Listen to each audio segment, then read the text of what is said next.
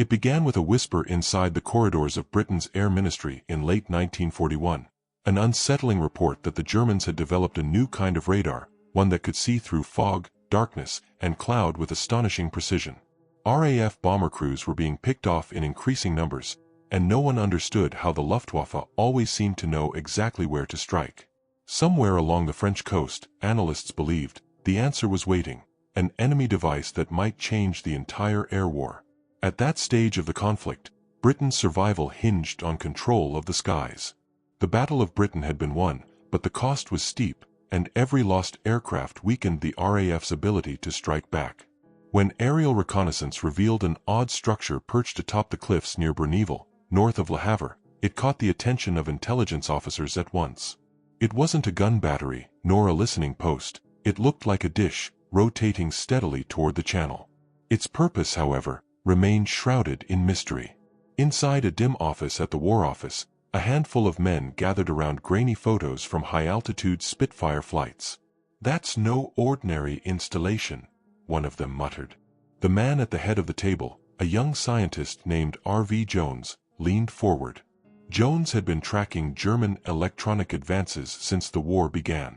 He recognized the shape immediately. It was part of a radar network, code-named Würzburg, capable of detecting incoming aircraft at alarming accuracy. But what no one knew was how it worked. The problem was simple to describe but nearly impossible to solve. How could Britain learn the secrets of this new radar without alerting the enemy that it was under investigation? A direct bombing raid would destroy the evidence. A reconnaissance mission could only see so much from the air.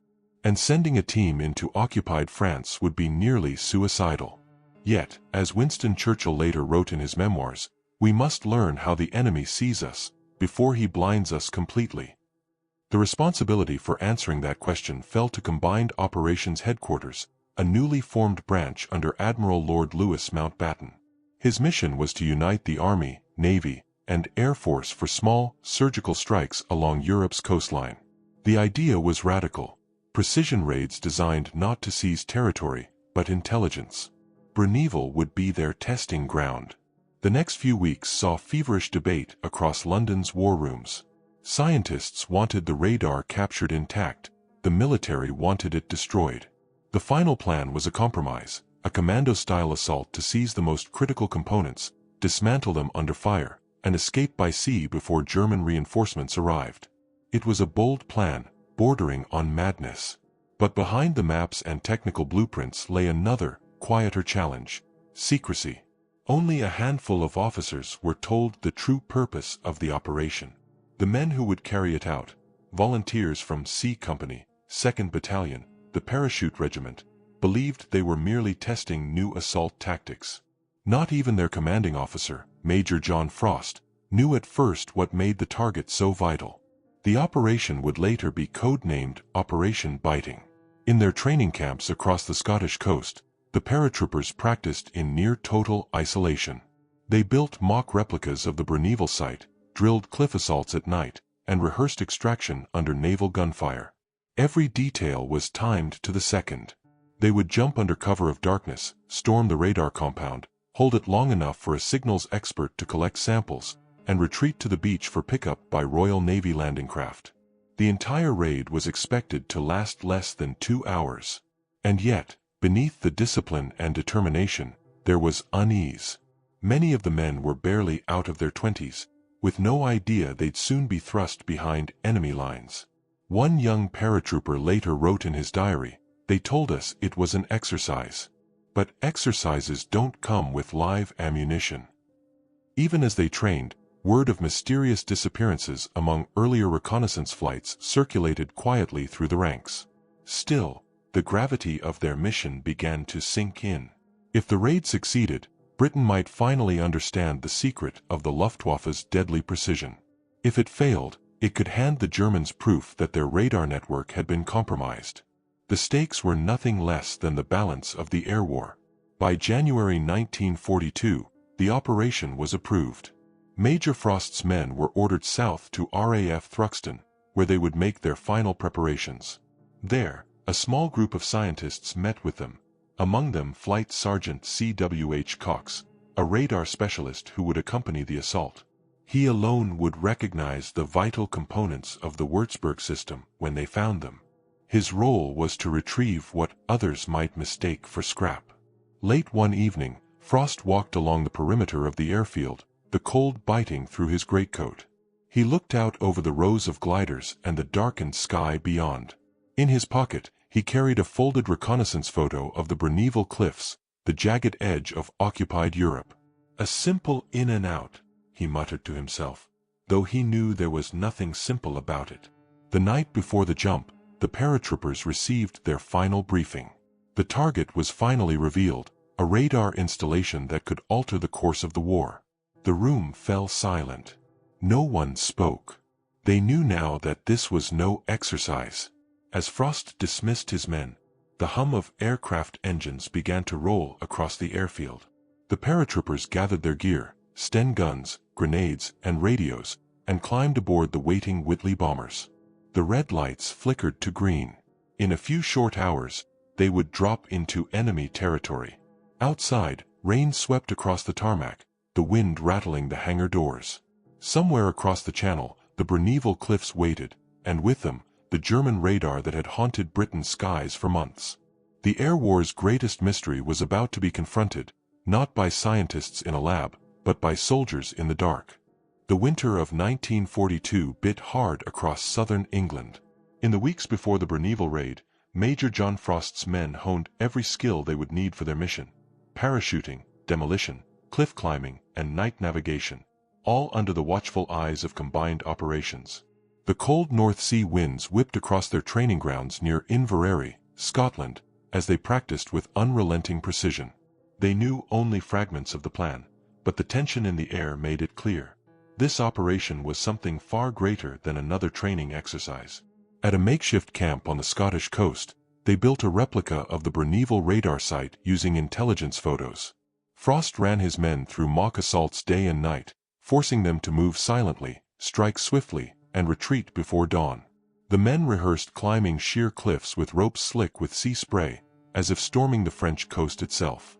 Each drill ended the same way, with a rapid withdrawal to the beach, where Royal Navy landing craft would appear in the dark to whisk them away. The RAF's role was equally critical. Air crews at No. 51 Squadron RAF prepared Whitley bombers for the low-altitude parachute drops that would insert the team. The margin for error was razor-thin: miss the drop zone by half a mile, and the paratroopers would land in the freezing sea or directly among German defenses. The Navy, meanwhile, would send motor launches 156 and 160 and several smaller craft to retrieve them from the beach below the radar station. The success of the entire operation depended on perfect timing between three separate branches of the military. But training could never remove the fear of the unknown.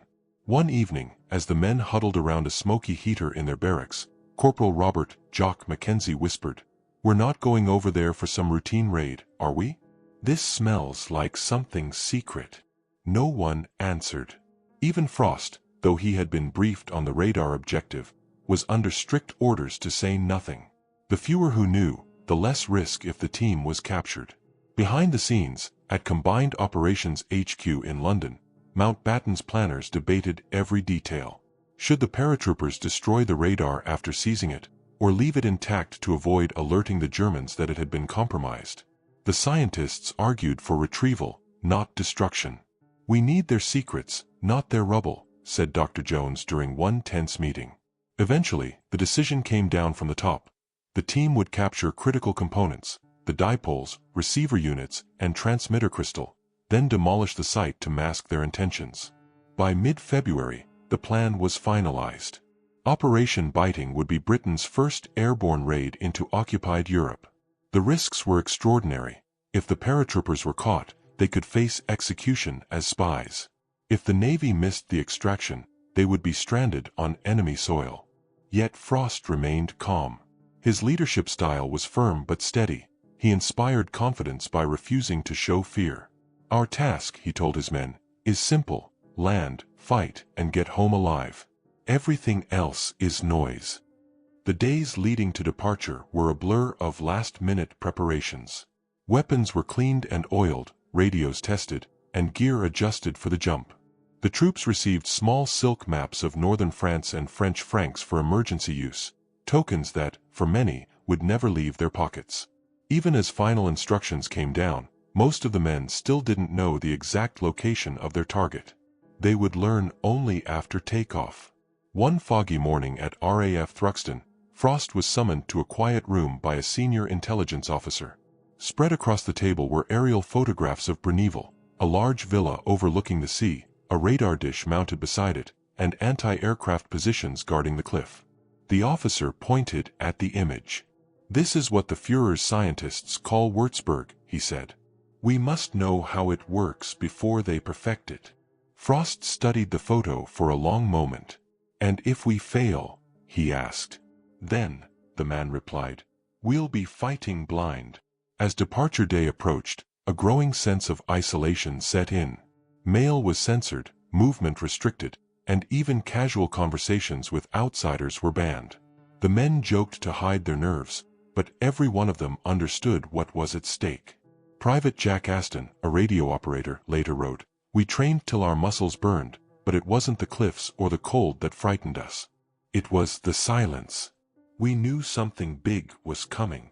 On the evening of February 26, 1942, final orders were read. The paratroopers were told at last they were to raid a radar site on the French coast. Gasps and murmurs rippled through the ranks. Finally, the pieces made sense. Frost walked among his men as they packed their chutes and weapons, offering brief nods and quiet encouragement. "You've trained for this moment," he said. "You know what to do."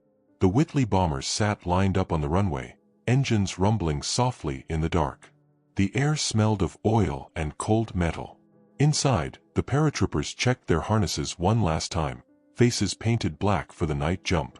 The flight crews exchanged tense glances. They all knew that any mishap over the channel could doom the operation.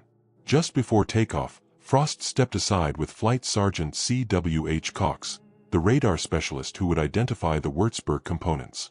"Remember," Frost said, "you're the key to this mission. Without you, we're just thieves in the night." Cox nodded, clutching his toolkit like a lifeline. The red lamps inside the aircraft blinked on, signaling readiness. Frost climbed aboard the lead plane and looked back across the airfield, its lights dimmed, its hangars silent. He felt the engines roar to life beneath him. Outside, the wind carried the faintest trace of rain, sweeping across the tarmac. As the bombers lifted into the night sky, a single thought echoed in Frost's mind: we're going in blind, to steal the eyes of the enemy. Below them, England's coast slipped away into darkness. Ahead lay France, and the beginning of one of the most daring and secretive raids of the entire war. The night of February 27, 1942, was moonless and bitterly cold. Over the dark waters of the English Channel, 12 Whitley bombers from No. 51 Squadron RAF droned steadily toward the French coast. Inside, 119 men of C Company, 2nd Battalion, the Parachute Regiment, sat in tense silence. The rhythmic vibration of the engines was all they could hear, save for the occasional cough or click of a weapon check. Somewhere beneath them, invisible in the blackness, lay the cliffs of Bruneville, their destination, and perhaps their grave. Major John Frost moved down the narrow fuselage, checking each man as the red light above the door flickered. He gave a reassuring pat on the shoulder to his radar expert, Flight Sergeant C.W.H. Cox, who clutched his toolkit like a weapon. "When we land," Frost reminded him, "you stay with me. You'll know what to take. The rest of us will handle the noise." Cox nodded once, his face pale but determined. At 0:15 hours, the coastline appeared, a jagged black outline rising from the surf.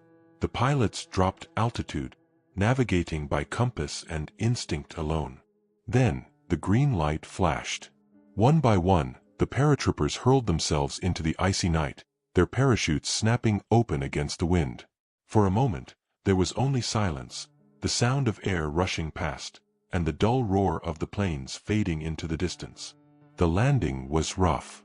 Some men hit the ground hard on the frozen fields above the cliffs, others were scattered among hedgerows or into ditches. But luck was with them. Most of the company landed within a few hundred yards of the target.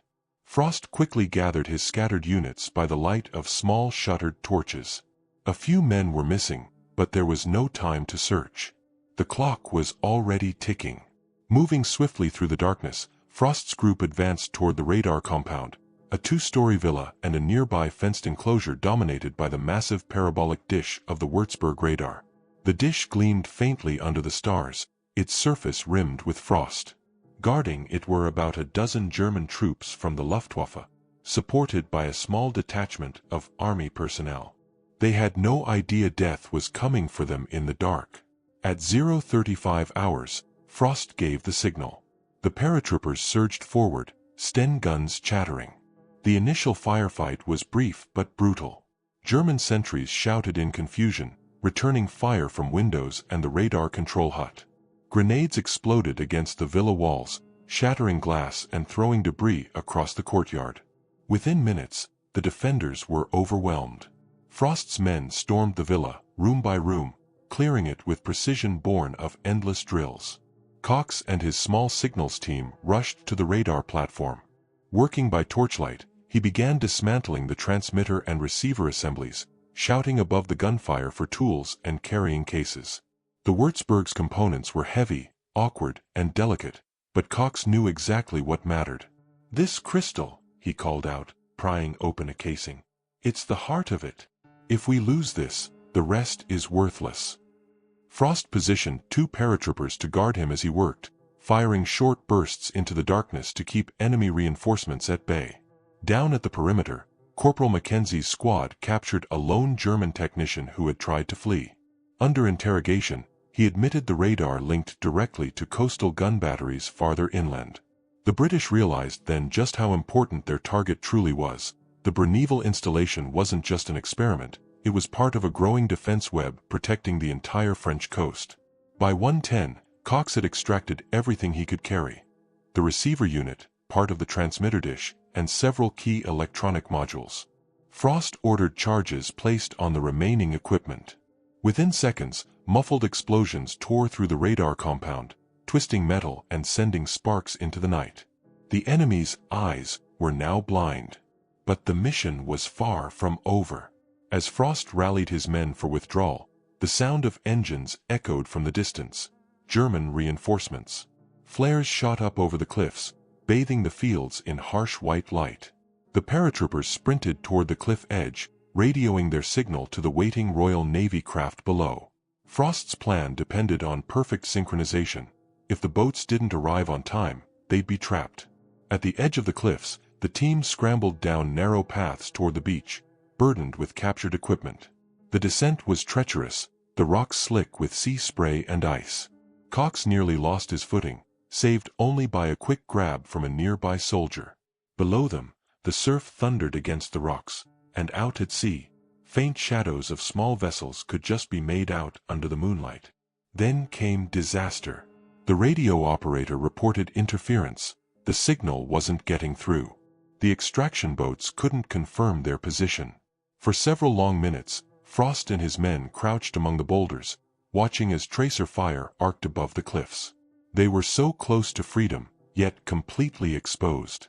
One of the paratroopers later recalled, "We could hear them shouting in German up above, moving closer. Every second felt like an hour." Then, out of the darkness, came the faint hum of engines and the flash of a signal lamp. 3 short, 3 long, 3 short. The Navy was here.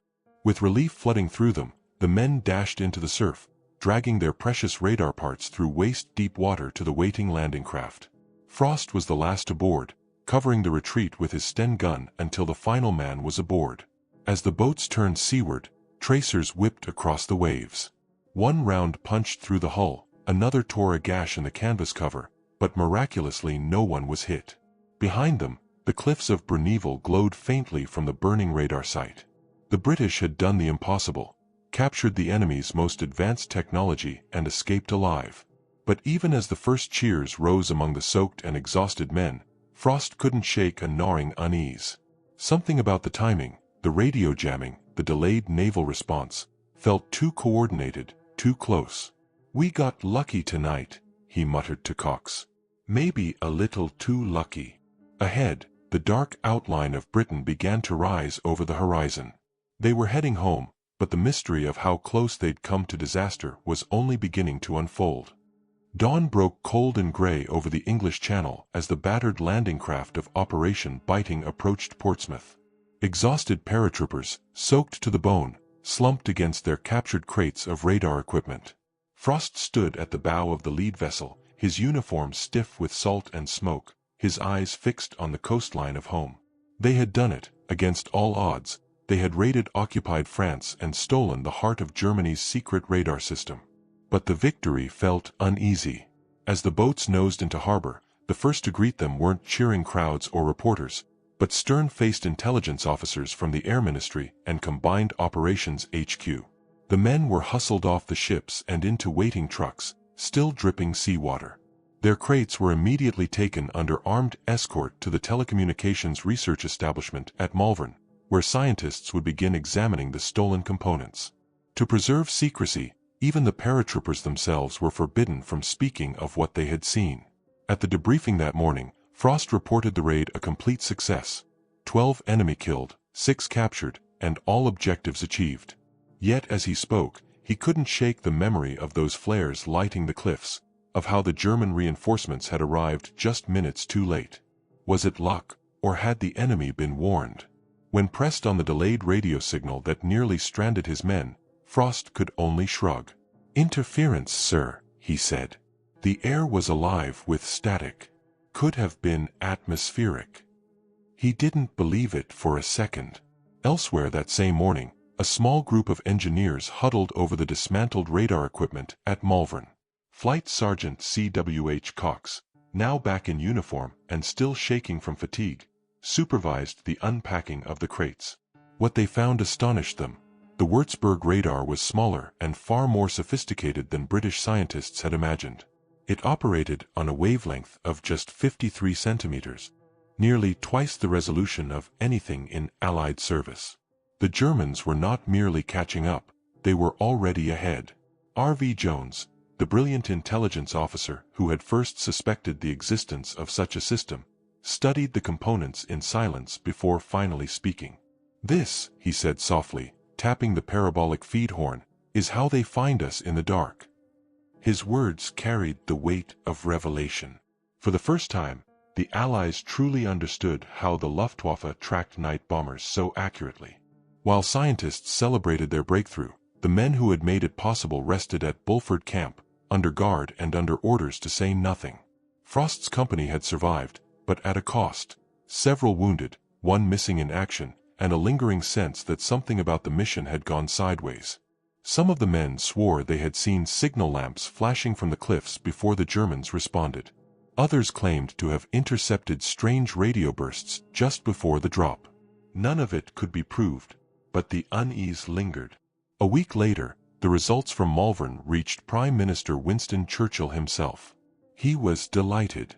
The components proved the Germans had mastered radar ranging but had not yet discovered certain jamming vulnerabilities. Churchill sent Mountbatten a personal note: "Your young raiders have captured a prize of great scientific and moral value. Let the Hun know his eyes are not invincible." But even as Britain celebrated in secret, the Abwehr, German military intelligence, was piecing together its own story. Agents in northern France reported a strange delay in the German response during the raid, as if communication lines had been disrupted. Theories began circulating within the Luftwaffe that British codebreakers might have known more than they should have. To cover the truth, German command simply doubled the number of guards along the coast and moved several radar sites inland. The Germans never learned how much Britain had truly discovered that night. For the men of the Bruneville raid, life moved on, at least on the surface. Major Frost would later go on to command airborne troops at Arnhem, and many of his men would join the broader airborne effort in Sicily and Normandy. Yet whenever they met, talk of Bruneville always returned to that strange interference, that moment when help nearly didn't arrive. "It was like someone else was pulling strings," one paratrooper said years later. And in a way, someone was. Deep within Bletchley Park, British codebreakers had in fact monitored encrypted German signals about Bruneville days before the operation. Their intelligence helped time the raid, but that fact was kept secret, even from Frost and his men, to protect the Ultra program. The jamming Frost had experienced wasn't atmospheric at all. It was deliberate counter-signaling from a German radar unit further down the coast. The timing of those dueling signals nearly doomed the mission. In the years that followed, this detail would remain hidden beneath layers of classification. To the public, the Bruneville raid was a clean, heroic story of British ingenuity and daring. To those who knew better, it was also a reminder of how thin the line was between triumph and catastrophe. As one senior officer later reflected, we learned that knowledge alone is not enough. You must know how to use it, and when to keep it secret, even from your heroes. That morning, as Frost watched his men finally rest, he received a simple message from London. "Well done. The eyes of the enemy are ours." He folded the message and slipped it into his tunic pocket, staring out over the misty airfield. The mission was over. But the war of shadows, of intelligence, deception, and stolen secrets, was only just beginning. By early March 1942, the results of Operation Biting were reverberating far beyond the cliffs of Bruneville. Inside the high-security laboratories at Malvern, British scientists had begun their painstaking work on the components Flight Sergeant Cox had salvaged under fire. Spread across benches under bright lamps, the pieces of the Würzburg radar revealed secrets that would reshape the air war over Europe. The findings were both sobering and empowering. The German system, with its precisely machined parabolic dish and advanced pulse technology, could detect aircraft at ranges over 25 miles and at altitudes exceeding 20,000 feet.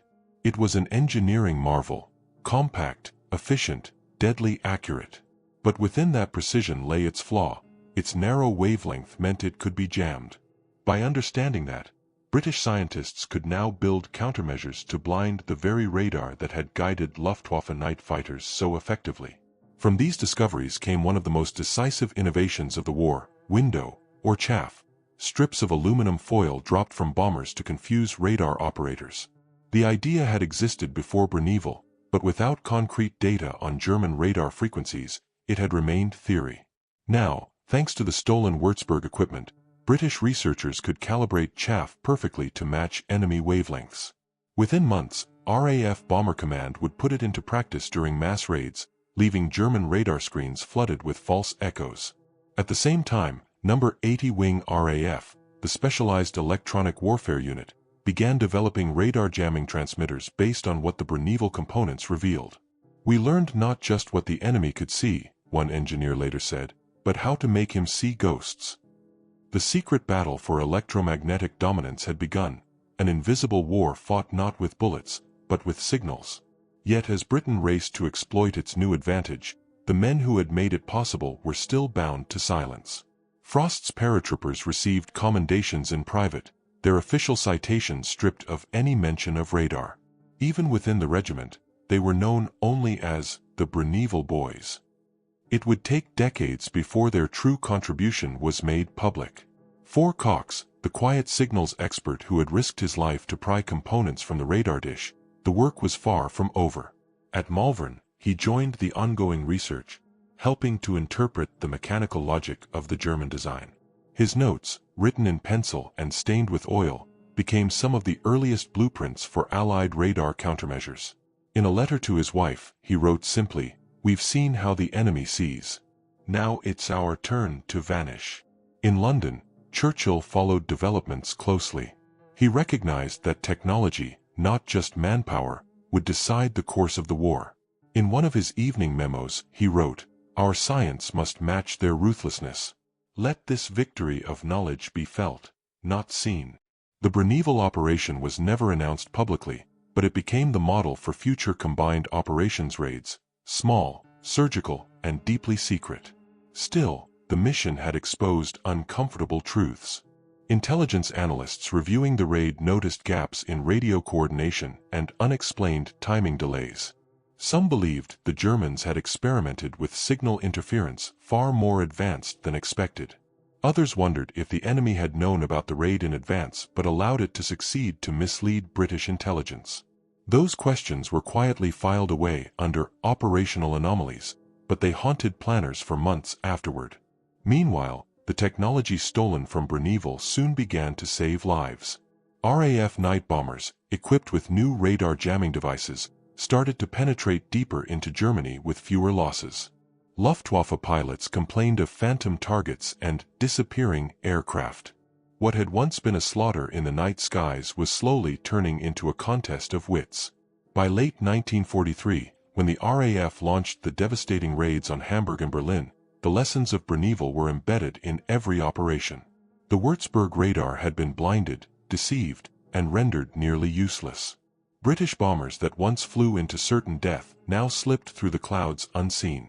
The victory had been forged not just by bravery, but by understanding the enemy's eyes and teaching them to lie. And yet, the secrecy around Bruneval continued. Many of the men who fought there never knew the full scope of what they had accomplished. Frost went on to lead the heroic defense at Arnhem during Operation Market Garden, his legend growing, but the Bruneval raid remained a footnote, overshadowed by larger battles. Only decades later would historians uncover just how pivotal that night's mission had been to the Allies' technological supremacy. One of the scientists who later reviewed the declassified files wrote, "In a single night, a handful of paratroopers changed the shape of the air war. They didn't just steal hardware, they stole understanding." The story could have ended there, a daring raid, a scientific triumph, but among the reports filed after the mission, a few strange details refused to fade. A missing time entry in the flight logs, several photographs with altered timestamps, and one unaccounted for crate that never reached Malvern. For years, those anomalies were dismissed as clerical errors. Yet as later historians would discover, they pointed toward something far more mysterious, an aspect of Operation Biting that was never meant to see daylight. The official record said the mission was over. But the evidence suggested there was still one secret hidden within the raid, buried beneath the waves off the French coast, waiting to be uncovered. When British wartime archives finally began to open in the 1970s, historians expected Operation Biting to be a tidy story of heroism and science, a perfect example of wartime ingenuity. But buried deep in the Ministry of Defense files were discrepancies that didn't fit the legend. There were missing radio logs, altered mission timings, and a single photograph of the Bruneval radar dish that appeared to have been retouched before its release. What exactly had been removed from the official story? The inconsistencies first came to light when a researcher at the Public Record Office, Dr. Margaret Ellison, noticed that one of the flight manifests listed 120 personnel aboard the Whitley bombers, not 119. No record existed of the extra man, no name, no rank, no return log. Even Frost's after-action report made no mention of a loss. When Ellison inquired with the Parachute Regiment Museum, she received a polite but evasive response. Certain details of Operation Biting remain classified for reasons of national security. As she dug deeper, Ellison discovered that one of the crates recovered from the radar site had been logged under a false inventory number.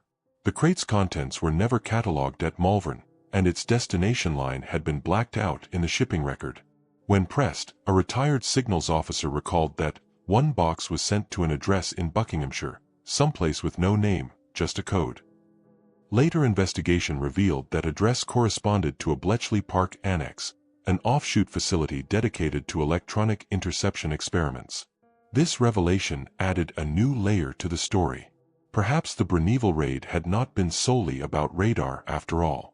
Some historians now believe the operation also aimed to seize encrypted communication equipment that had been co-located with a radar array, technology possibly linked to German data transmission between coastal defense networks. If true, this meant that the raid's objective was even more ambitious than the public had ever known. Major John Frost, who died in 1993, never spoke publicly about the inconsistencies. But among his private papers was a brief note dated March 1942, found years later by his family. It read simply, "Told to omit mention of secondary apparatus. Sensitive origin. Orders from London." Whether this referred to the missing crate, or something more, remains uncertain. Flight Sergeant Cox, the quiet technician who had dismantled the radar, gave an interview late in his life in which he hinted at a hidden side to the mission. "There were things we were told not to touch," he recalled. "A separate room in the villa. We were to leave it sealed, though I did see cables leading to the sea.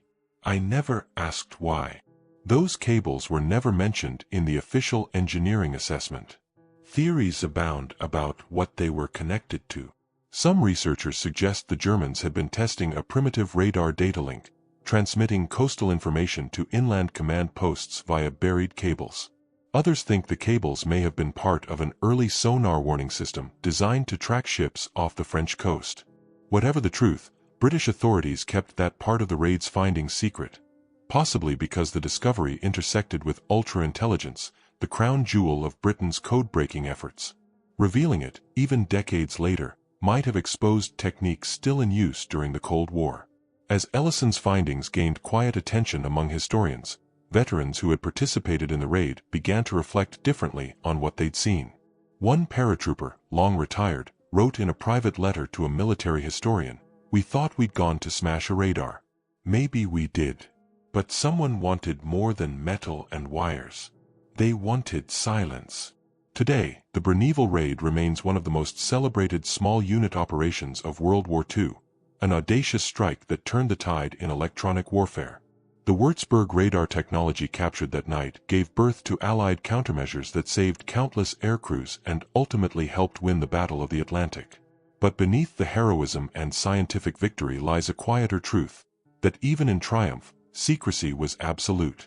Standing on the cliffs of Bruneville today, the radar station long gone, one can still see the faint outlines of trenches and concrete footings where the dish once stood. The sea below crashes endlessly against the rocks, erasing traces of that February night. Yet historians who walk there often speak of the lingering mystery, an operation recorded in precise military terms but shadowed by deliberate omissions. Perhaps that's the final lesson of Operation Biting. In war, knowledge is both weapon and burden. The men who raided Bruneville struck a decisive blow not just against Nazi technology, but against the darkness of ignorance itself. And yet, even they were denied the full truth of what they'd done. As one modern RAF officer reflected at a commemoration ceremony, they stole the enemy's eyes, but someone, somewhere, made sure part of what they saw stayed hidden forever. The sea keeps its secrets, and so, it seems, does history.